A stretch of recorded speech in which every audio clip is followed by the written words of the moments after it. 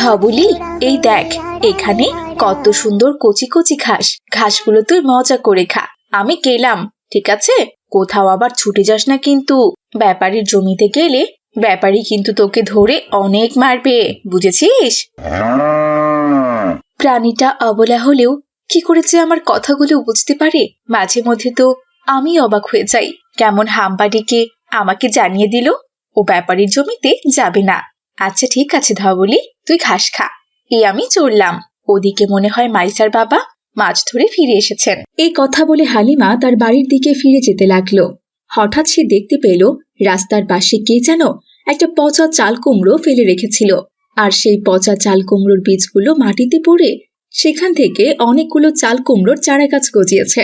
আরে কি সুন্দর কুমড়োর চারা গাছ! মনে হচ্ছে কুমড়োটা পচা বলে এখানে কেউ ফেলে দিয়েছে, কিন্তু কুমড়োর বীজগুলো তো ভালোই ছিল। মাটিতে পড়ার কারণে বীজগুলো থেকে চাল কুমড়োর চারা গাছ গজিয়েছে। আমি এক কাজ করি, গাছগুলো তুলে নেই, বাড়ির আশেপাশে ঘরের আনাচে কানাচে লাগিয়ে দেব। যদি চাল কুমড়ো ধরে তাহলে সবজির অভাবটা অন্তত পক্ষে একটু পূরণ হবে বাবা। এরপর হালিমা চাল কুমড়োর চারাগুলো তুলে তার 2 হাতে নিল। যাই, এবার তাড়াতাড়ি করে বাড়িতে চাই, অনেক দেরি হয়ে গেছে। মাইসার বাবা ফিরে এলে আবার রাগ করবেন। হালিমা, মাইশা, কোথায় তোমরা? আমি এসেছি। আমার খুব ক্ষুধা পেয়েছে। আমার জন্য তাড়াতাড়ি কিছু খাবার প্রস্তুত করো।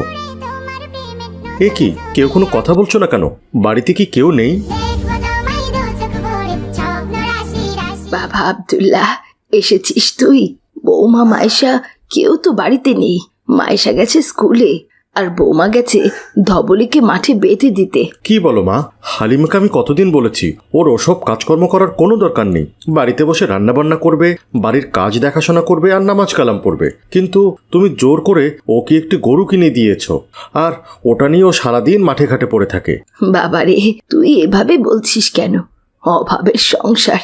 বৌমা তো চেষ্টা করছে সংসারে একটু সচ্ছলতা ফিরিয়ে আনতে। এতে দোষ কোথায় বাবা বল? তুমি ওর কোনো দোষ দেখতে পাচ্ছ না মা? এই যে দেখো, আমি কখন মাছ ধরে নিয়ে এসেছি। আমার খাবার দেওয়ার কেউ নেই। সারা রাত মাছ ধরে সকালে মাছ বিক্রি করে তারপর ঘরে এসেছি। এত পরিশ্রম করে এসেও দাঁড়িয়ে থাকছি, খাবারটুকু পাচ্ছি না। আচ্ছা ঠিক আছে বাবা, রান্না বান্না সব রেডি আছে। বৌমা রেডি করেই রেখে গেছে। তুই হাত মুখ ধুয়ে আয়, আমি তোকে খাবার দিচ্ছি বাবা। ঠিক আছে মা, তুমি তাড়াতাড়ি খাবার রেডি করো, আমি হাত মুখ ধুয়ে আসছি। এরপর আব্দুল্লাহ হাত মুখ ধুতে চলে গেল, আর এদিকে তার বৃদ্ধ মা তার জন্য খাবার রেডি করলো। কিছুক্ষণ পরে আব্দুল্লাহ হাত মুখ ধুয়ে এসে খেতে বসলো। মা, আজ কি রান্না হয়েছে? কি আর রান্না হবে, আমাদের অভাবের সংসার। বাড়িতে তো তেমন কিছু নেই। তুই যেই একটু মাছ নিয়ে আসিস, ওই মাছই তো রান্না করা হয়। শাকসবজি তুই কি কিছু আনিস বাবা? তাহলে বৌমা কি করবে বল? শুধুমাত্র এই মাছই রান্না করেছে। আমার আর কি করার আছে মা? নদী তো এখন আর তেমন খুব বেশি মাছই পাওয়া যায় না। সারা রাত ধরে জাল মেরে সামান্য যেটুকু মাছ পাই সেগুলোই হাটে বিক্রি করে শুধুমাত্র চাল কেনার টাকা হয়। সবজি কেনার টাকা কোথায় পাবো মা? এদিকে আবার ব্যাপারের কাছ থেকে ধার করে টাকা নিয়ে একটা নৌকা বানিয়েছি। মাসে মাসে নৌকার টাকাটাও পরিশোধ করতে হয়। আব্দুল্লাহ যখন এসব কথা বলছিল তখন সেখানে হালিমা চলে এলো। আপনি এসেছেন? হ্যাঁ হালিমা, তোমার ধবলিকে বেঁধে দিতে এত দেরি হলো? আমি সে কখন থেকে এসে তোমাদেরকে ডাকাডাকি করছি। ক্ষুধার জ্বালায় আর পারছিলাম না। শেষমেশ মাই আমাকে ভাত বেড়ে দিল। ভালো হয়েছে, আপনি খেয়ে নিন। আমি কিছু চাল কুমড়োর চারা এনেছি, চারাগুলো বাড়ির আশেপাশে লাগিয়ে দেব। দেখি চাল কুমড়োর চারাগুলো বড় হয়ে তাতে কুমড়ো ধরে কিনা। রোজ রোজ শুধুমাত্র মাছ দিয়ে ভাত খেতে আর যে ভালো লাগে না। কি বলো বৌমা, চাল কুমড়ার চারা কোথায় পেলে? ধবলিকে বেঁধে দিতে গিয়েছিলাম, তখন দেখি কে যেন রাস্তার পাশে একটা পচা চাল কুমড়ো ফেলে দিয়েছে, কিন্তু বীজগুলো মনে হয় ভালো ছিল। সেখানে অনেকগুলো চারা গাছ হয়েছে, সেই গাছগুলোই আমি তুলে নিয়ে এলাম। ওহো, খুব ভালো করেছো বৌমা। যাও, বাড়ির আশেপাশে লাগিয়ে দাও চারাগুলো। যদি বড় হয় অবশ্যই তাতে চাল কুমড়া ধরবে। এতে করে আমাদের সবজির চাহিদাটা অন্তত পক্ষে মিটতে পারে। কি যে বলো না মা, ওসব চাল কুমড়ার গাছ রোপণ করে কি হবে? ওগুলো তো বড় হতে না হতেই ধবলি সব খেয়ে ফেলবে। বাবা, ধবলিও আমাদের অভাবটা এখন খুব বুঝতে পারে। দেখিস না, ওর সামনে কিছু বললেই হাম্বা হাম্বা বলে জবাব দেয়। কি যে বলো না মা, গরু আবার কোনোদিন মানুষের অভাব বুঝতে পারে নাকি? পারে বাবা, পারে। ওরা শুধু মুখটা দিয়ে কথা বলতে পারে না। আল্লাহ তাআলা ওই ক্ষমতা ওদেরকে দেয়নি, কিন্তু ওরা অনেক কিছুই বুঝতে পারে। এরপর হালিমা চাল কুমড়োর চারাগুলো বাড়ির আশেপাশে রোপণ করার জন্য নিয়ে গেল। ঠিক তখনই মাইসা স্কুল থেকে বাড়িতে ফিরে এলো। আসসালামু আলাইকুম মা, কি করছো তুমি? ওয়ালাইকুম আসসালাম। মা মাইসা, এসেছো তুমি? এই তো মা, রাস্তা থেকে কয়েকটা চাল কুমড়োর চারা গাছ পেয়েছিলাম, সেগুলোই নিয়ে এসেছি বাড়ির আশেপাশে লাগাবো বলে। মা, আমিও তোমার কাছে সাহায্য করতে চাই।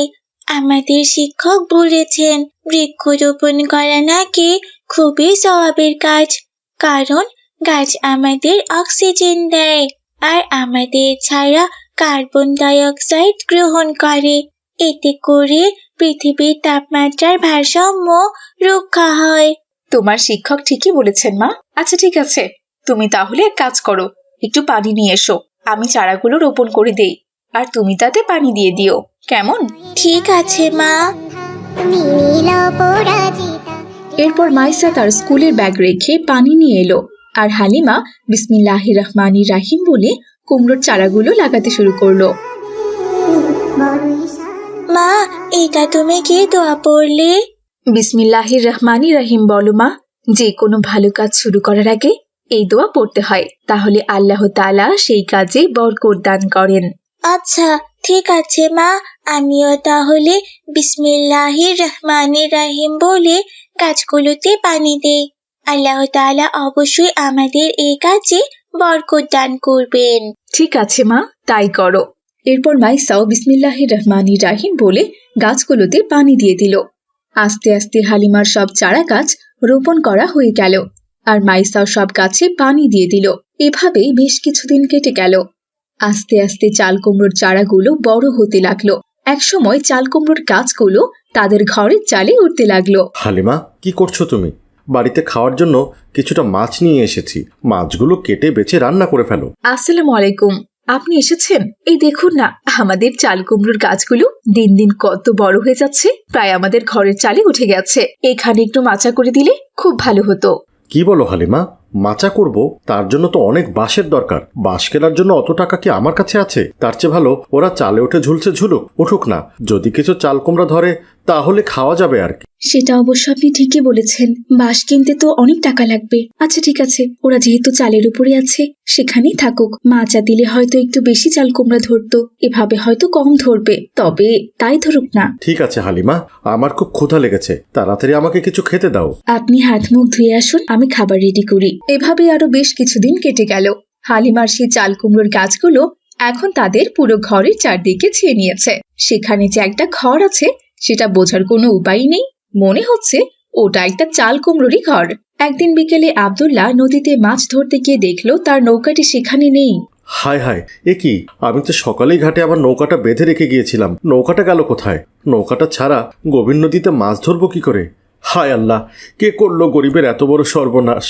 এরপর আব্দুল্লাহ আশেপাশে অনেক খুঁজেও তার নৌকাটি আর পেল না। হালিমা, হালিমা!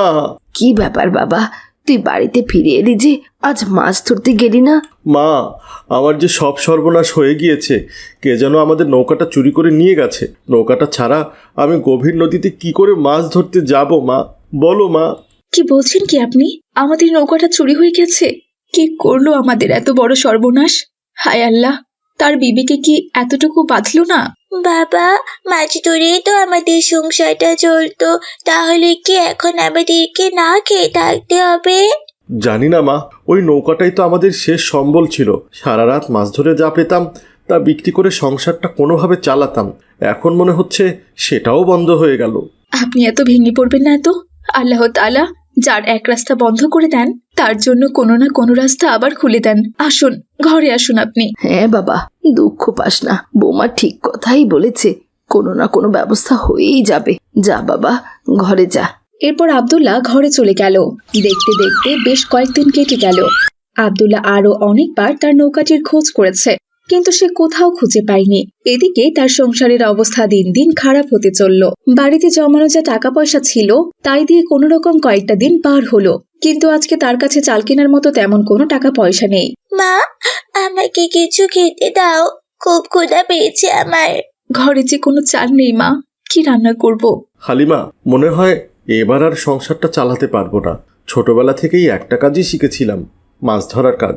এখন নৌকা ছাড়া মাছও ধরতে পারছি না। কি যে করব এখন কিছুই বুঝতে পারছি না। এদিকে আব্দুল্লার মা ঘরের বাইরে এসে দেখলো ঘরের চালে সাদা সাদা কি যেন দেখা যাচ্ছে।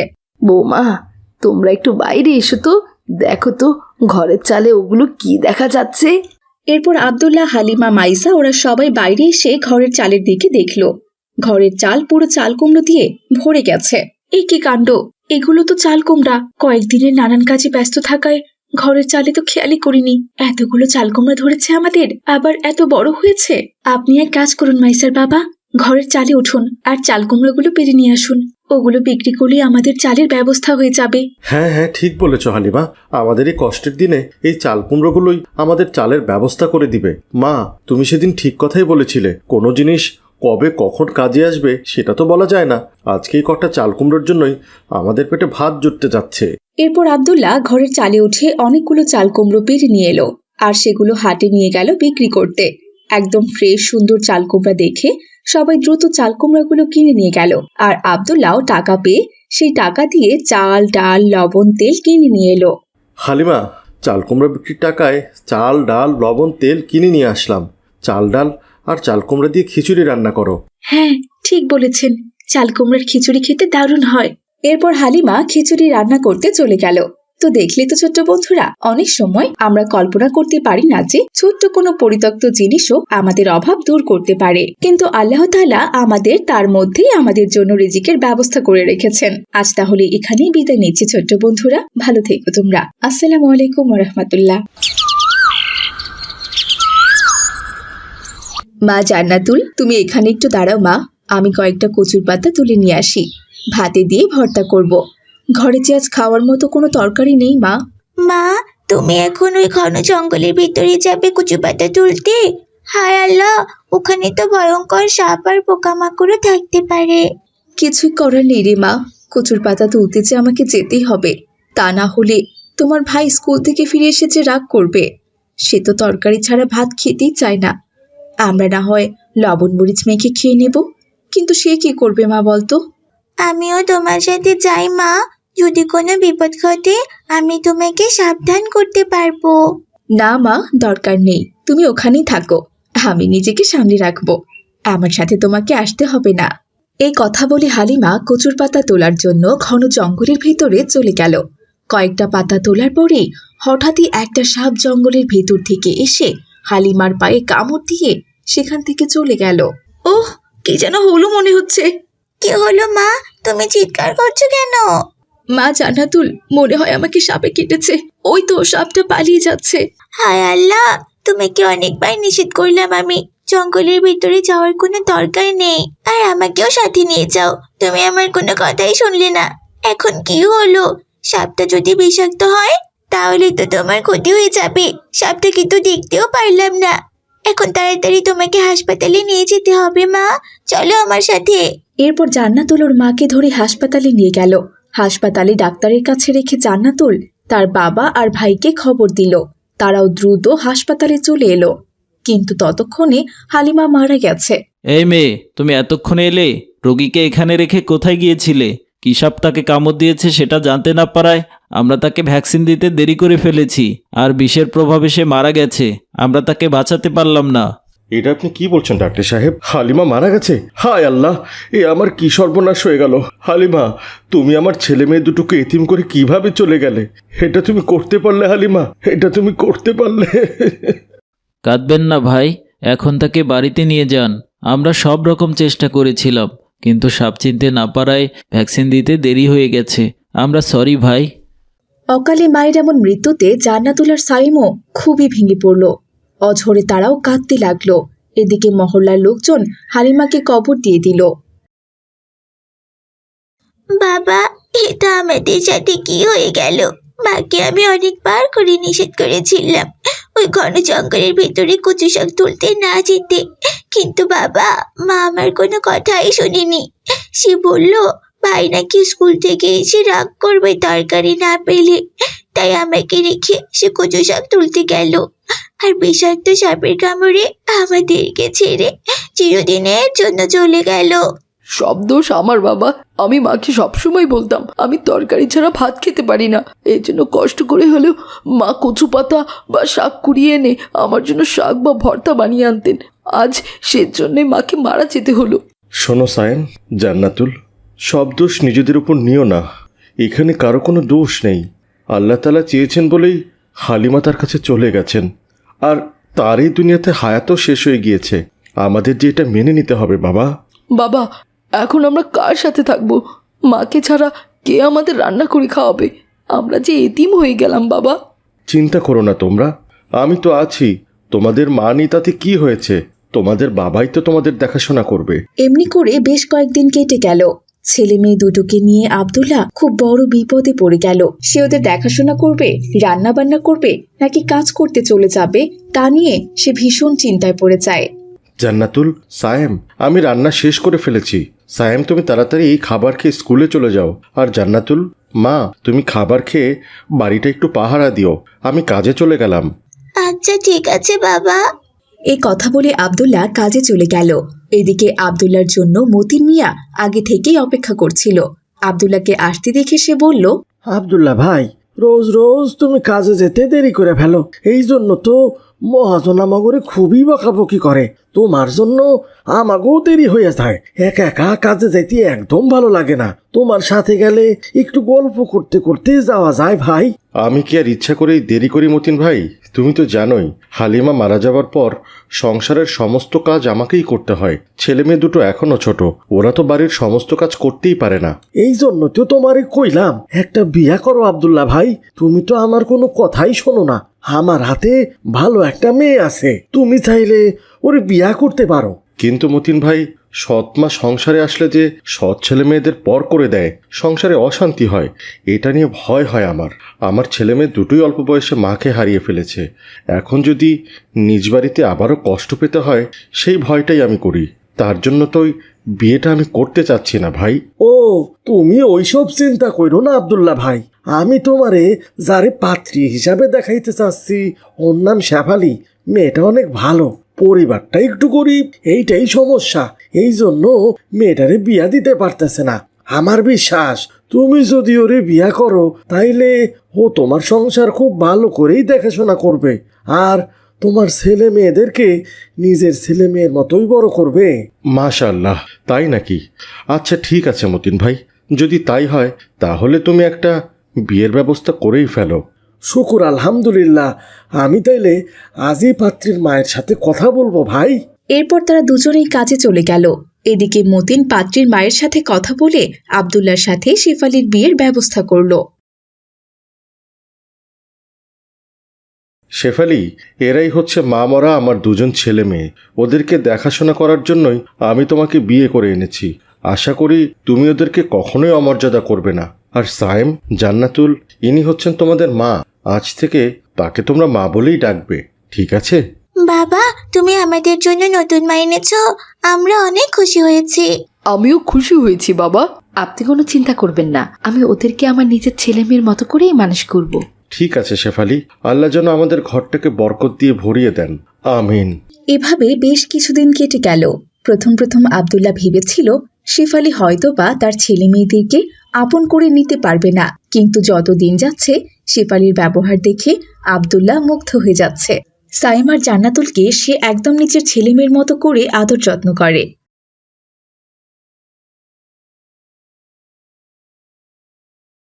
জান্নাতুল, সায়েম, ঘরে এসো।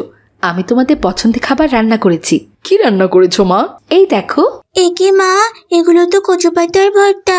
কচু পাতা ভর্তা দেখলেই তো আমাদের কান্না চলে আসে। কচু পাতা তুলতে গিয়ে আমাদের মাকে সাপে কেটেছিল, আর মা মারা গিয়েছিল। দুঃখিত, আমি পুরনো কথা মনে করিয়ে দিয়ে তোমাদের কষ্ট দিলাম আমার সোনারা। আসলে আমি বুঝতে পারিনি, আমি তো তোমাদের সাথে মজা করছিলাম। এই দেখো, আমি তোমাদের পছন্দের পায়েস রান্না করেছি। ওয়াও, কি সুন্দর ঘ্রাণ! ঘ্রাণ শুনে মনে হচ্ছে অনেক সুস্বাদু হয়েছে। দাও মা, তাড়াতাড়ি আমাদেরকে খেতে দাও।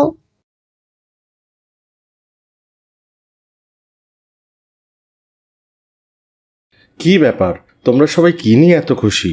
বাবা, মা আমাদের জন্য পায়েস রান্না করেছে, অনেক সুস্বাদু হয়েছে। তাই তো দেখতে পাচ্ছি। শেফালি, তুমি শুধু ছেলে মেয়েকে পায়েস খেতে দেবে? আমাকে একটু দাও। ওরা খেয়ে দিয়ে যদি একটু বাঁচে তাইলে আমি আর আপনি খেয়ে নেব, আর না বাঁচলে আমরা খাবো না। ঠিক আছে, ঠিক আছে। এরপর জান্নাতুল আর সাইম খেতে খেতে সমস্ত পায়েস খেয়ে ফেললো। এ কি, আমরা তো সব পায়েস খেয়ে ফেললাম মা, এখন তোমরা খাবে কি? তোমরা খেলেই আমাদের খাওয়া হবে সোনারা। যাও বাবা, তোমরা এখন খেলতে যাও। আচ্ছা ঠিক আছে মা, আমরা খেলতে যাচ্ছি। আসসালামু আলাইকুম। ওয়ালাইকুম আসসালাম।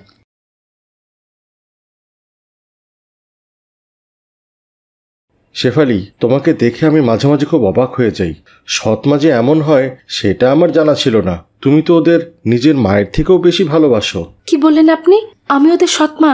এই কথাটা আপনি বলতে পারলেন? হ্যাঁ রে শেফালি, তুমি কান্না করছো কেন? আসলে আমি কথাটা সেভাবে বলতে চাইনি। তুমি ওদের জন্য যা করছো সেটা দেখে আমি সত্যিই অবাক হয়ে যাচ্ছি।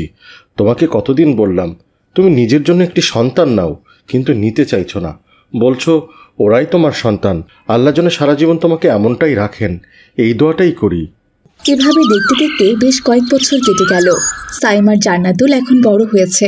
জান্নাতুলের একটা ভালো ঘরে বিয়ে হয়েছে, আর সাইমও পড়ালেখা শেষ করেছে, শহরে একটা চাকরিও পেয়েছে। এরই মধ্যে আব্দুল্লাহ মারা গেছে। একদিন সাইম তার মাকে বলল, মা, আমি আপুকে খবর দিয়েছি, ও আসছে। আমরা আমাদের এই বাড়ির ভিটাটুকু বিক্রি করে যা টাকা পাই তা দুই ভাই বোনে ভাগ করে নিব। আমি শহরে চলে যাব, আর আপু তার স্বামীর বাড়িতে যাবে। তুমি তোমার একটা ঠিকানা খুঁজে নাও মা। এইসব তুমি কি বলছো বাবা সাইম? আমি এই বয়সে কোথায় যাব? আমার তো তোমরা ছাড়া আর কোনো জায়গা নেই বাবা। তুমি কোথায় যাবে তার কি জানি আমি? আমরা তো জানি তুমি আমাদের নিজের মা নও, তুমি আমাদের সৎ মা। তোমাকে তো আমাদের সাথে রাখতে পারি না। তাছাড়া আমি এখন বিয়ে করব, আমার বউ তো তোমাকে নাও মেনে নিতে পারে। বাবা, আমি তোমাদের দুই ভাই বোন কারোর সাথে যেতে চাই না। আমি আমার স্বামীর এই শেষ সম্বল ভিটে মাটিতেই মরতে চাই। তোমরা শুধু এই জমিটুকু বিক্রি করো না বাবা। তোমরা যেখানেই থাকো ভালো থাকো, আমি শুধু সেই দোয়াটুকুই করি। ভাই, মা তো ঠিক কথাই বলেছে। সে আমাদের জন্য অনেক কষ্ট করেছে, আমাদের দুজনকে ছোট থেকে বড় করেছে, আমাকে বিয়ে দিয়েছে, তোকে পড়াশোনা করিয়েছে। নিজের মা হলেও সে আমাদের জন্য হয়তো বা এমনটা করতো না। বেচারি আমাদের জন্য নিজের সন্তানও নেয়নি। আমি ভেবেছিলাম তুই মাকে শহরে নিয়ে যাবি, এজন্যই হয়তো বা আমাকে ডেকেছিস। আপু, তোর মন চাইলে তুই মাকে নিয়ে যা, আমি এই জঞ্জাল সাথে করে নিয়ে যেতে পারবো না। আর এই জমি আমি বিক্রি করবই। তোর ভাগেরটা যদি তুই বিক্রি না করিস তাহলে রেখে দে, আমার ভাগেরটা আমি বিক্রি করে নিয়ে চলে যাব। ভাই, এইসব তুই কি বলছিস? আমি তো থাকি পরের বাড়িতে, তুই ছেলে হয়ে মাকে একটু দেখাশোনা করতে পারবি না? না, পারবো না। আমি মতিন চাচাকে ডেকে এসেছি, তার কাছে জমিটা বিক্রি করব। হয়তো মতিন চাচা এতক্ষণে চলে এসেছে। ওই দেখ, চাচা এসে গেছেন। চাচা, টাকা এনেছেন? সি বাবা, তুমি এই কাজ করতে পারলা? এই শেফালির সাথে আমি নিজেই তোমার বাবার বিয়া দিয়েছিলাম। তোমার মা সাপে কাইটা মারা যাওয়ার পর তোমার বাবা খুব ভাঙ্গা পড়ছিল। সংসারের হাল ধরতে বিয়া করাটা খুব জরুরি ছিল। তোমাদের সুখের কথা ভাইবা শেফালি ভাবি নিজে একটা সন্তান পর্যন্ত নিল না, আর তুমি কি না সন্তান হিসাবে তার এই প্রতিদান দিচ্ছ? আমি তোমাদের জমি কিনতে আসি নাই বাবা, আমি আসছি তোমাদেরকে একটু বুঝাইতে। হ্যাঁ ভাই, মতিন চাচা ঠিক কথাই বলেছেন। মা আমাদের জন্য যা করেছেন, মায়ের সাথে যদি আমরা অন্যায় করি, আল্লাহ তাআলা আমাদের কোনো দিনও ক্ষমা করবেন না ভাই। সবার এমন কথা শুনে সাইমের চোখ দিয়ে পানি চলে এলো। তখন সে তার মাকে জড়িয়ে ধরে কান্না করতে করতে বলল, মা, আমাকে তুমি ক্ষমা করে দাও। আমি আসলে উন্নত জীবনের আশায় অন্ধ হয়ে গিয়েছিলাম। আমি নিজের মাকেই ভুলে গিয়েছিলাম। বলো মা, তুমি আমাকে ক্ষমা করে দিয়েছো? মা, তোমাকে আমি শহরে নিয়ে যাব। আমি যেখানেই থাকবো তুমিও আমার সাথে থাকবে। আমি তোমার কোনো অযত্ন হতে দিব না মা। মা কি কখনো সন্তানের উপর রাগ করতে পারে বাবা? আমি তোমার কথায় কিচ্ছু মনে করিনি। তুমি ভুল করতেই পারো বাবা, তুমি ছোট আর আমি বড়, আমাকে যে তোমায় ক্ষমা করে দিতেই হবে। সৎমায়ের এমন কথা শুনে সাইম আরো বিস্মিত হয়ে গেল। তারপর থেকে সাইম তার সৎমাকে নিয়ে সারা জীবন সুখে শান্তিতে দিন কাটাতে লাগলো। তো ছোট্ট বন্ধুরা, দেখলে তো, সৎমা সবসময় যে খারাপ হয় এমনটা না। অনেক সৎমা আছেন যারা সৎ ছেলে মেয়েদের নিজের ছেলে মেয়েদের মতোই দেখেন। সৎ মা যে অত্যাচারী হয় এই ভুল ধারণা রাখা আমাদের একদম উচিত না। আজ তাহলে এখানেই বিদায় নিচ্ছি ছোট্ট বন্ধুরা, ভালো থেকো তোমরা। আসসালামু আলাইকুম রহমতুল্লাহ।